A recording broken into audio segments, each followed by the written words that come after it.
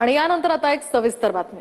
महायुतीच्या नेत्यांनी निवडणुकीत शेतकरी कर्जमाफीचा वायदा केला असला तरी सद्यस्थितीत मात्र ते शक्य नसल्याचं अर्थमंत्री अजित पवारांनी सांगितलंय आणि त्यांची हीच भूमिका, हीच सरकारची भूमिका असल्याचं स्पष्टीकरण देवेंद्र फडणवीसांनी सुद्धा दिलंय। पाहूया। कर्जमाफीवरून सत्ताधारी बॅकफूटवर, परिस्थितीनुरूप आम्ही पुढचे त्या ठिकाणी निर्णय घेऊ। आता तशा प्रकारची परिस्थिती नाही, त्याच्यामुळे या वर्षी पण पुढच्या वर्षी पण घेतलेल्या पीक कर्जाचे पैसे भरा। काहींनी जाहीरनाम्यामध्ये कर्जमाफी जाहीर केलेली, आज तारीख आहे 28। मी या कार्यक्रमाच्या निमित्तानं महाराष्ट्रातल्या जनतेला स्पष्ट सांगतो, 31 तारखेच्या आत आपापले पैसे भरा। बंदुका घ्याव्या लागल्या तरी चालेल, मात्र कर्जमाफी पदरात पाडून आम्ही घेणार। काळी गुढी उभारत सरकारचा निषेध। याद राखा, आजपासून तुमचं सत्तेहून तुम्हाला पाय उतार करण्याचे तुमचे दिवस सुरू झालेले आहेत।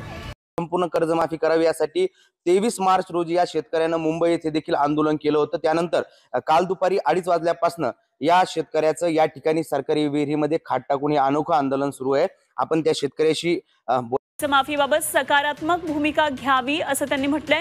राज्यातल्या शेतकऱ्याची संपूर्ण कर्जमुक्ती करावी, अन्यथा 14 एप्रिल पासून शहरामध्ये जाणारा शेतमाल हा रोखू असा इशारा शेतकरी संघटनेचे अध्यक्ष रघुनाथदादा पाटील यांनी राज्य सरकारला दिलाय। राज्य सरकारने कर्जमाफी देता येणे सध्या शक्य नसल्याने शेतकऱ्यांनी बँकांमध्ये पैसे भरावे असे उपमुख्यमंत्री अजित पवार, राज्याचे उपमुख्यमंत्री जे अजित पवार आहेत यांनी शुक्रवारी सांगितले असतानाच दुसरे उपमुख्यमंत्री एकनाथ शिंदे यांनी सरकार निवडणूक जाहीरनाम्यामध्ये दिलेले सर्व आश्वासने पूर्ण करेल असे शनिवारी यांनी स्पष्ट केलेले आहे। म्हणजेच जे ही भूमिका उपमुख्यमंत्री अजित पवार यांनी मांडली होती त्याच्याच विरुद्ध आता दुसरे जे उपमुख्यमंत्री आहे म्हणजेच एकनाथजी शिंदे साहेब यांनी सुद्धा हे स्पष्ट सांगितलेले आहे की राज्यातील सर्व शेतकऱ्यांना कर्जमाफी दिली जाईल, म्हणजे त्यांच्या जाहीरनाम्यामध्ये दिलेली सर्व आश्वासने पूर्ण करण्यात येतील।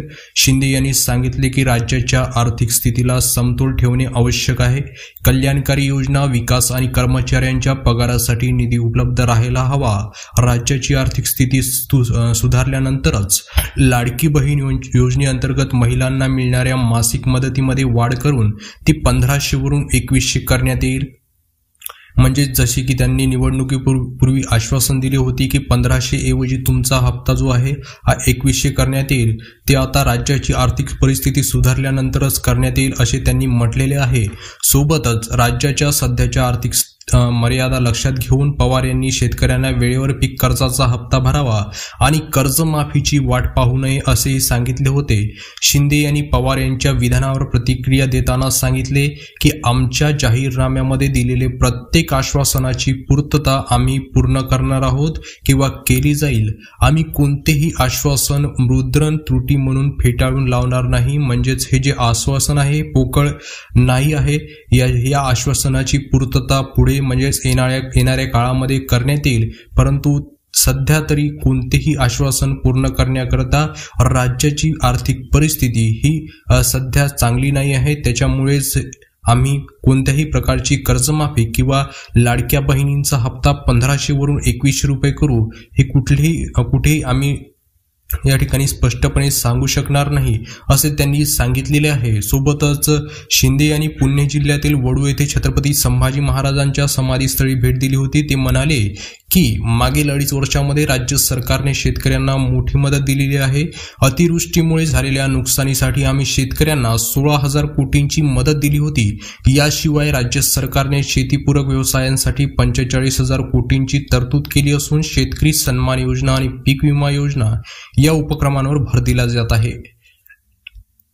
या ठिकाणी लाडकी बहीण योजनेसाठी वाढीव निधी देण्याच्या आश्वासनावर त्यांनी पुन्हा भर दिलेला आहे आणि शिंदे म्हणाले की राज्याची आर्थिक स्थिती सुधारल्यानंतरच महिलांना 2100 रुपये देण्यात येतील। आम्ही दिलेले सर्व आश्वासनांची पूर्तता करू, तसेच कल्याणकारी योजना, विकास, कर्मचाऱ्यांच्या पगारासाठी पुरेसा निधी उपलब्ध राहिला पाहिजे असेही त्यांनी नमूद केलेले आहे।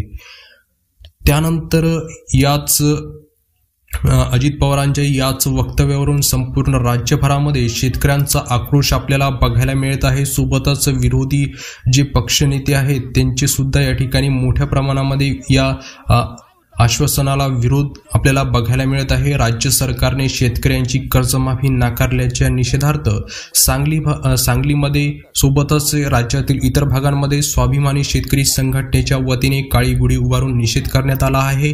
यावेळी मुख्यमंत्री देवेंद्र फडणवीस, उपमुख्यमंत्री अजित पवार व एकनाथ शिंदे यांच्या निषेधाच्या घोषणा देखील देण्यात आलेल्या आहे.